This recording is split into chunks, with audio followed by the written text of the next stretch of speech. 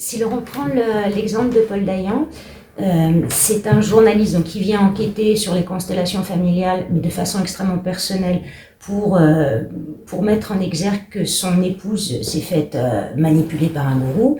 Lui, à travers ses constellations familiales, va prendre conscience que son obsession de remettre à flot son journal qui est en perdition n'est qu'une obsession qui l'empêche d'aller dans la relation de couple qu'il a. Donc on a à la fois le travail, un travail qui est générationnel et à la fois un travail qui a des répercussions sur sa vie de couple.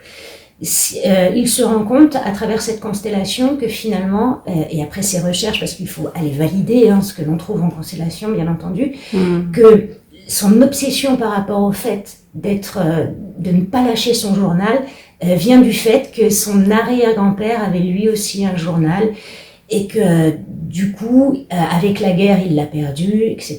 Enfin, après, je vous raconte pas l'histoire, mais que ça vient de là, que son obsession, en fait, n'est pas la sienne, mais qu'il la porte par loyauté. Une fois que ça c'est compris, que c'est posé dans le système, que son aïeul a retrouvé sa place, il peut lâcher. Une fois qu'il a compris que son comportement vis-à-vis de sa compagne n'était pas dû à l'amour qu'il avait pour elle ou à l'amour qu'elle avait pour lui, mais à son obsession qui l'empêchait d'être pleinement dans la relation, c'est pareil, il peut lâcher aussi. Donc c'est vraiment opératif.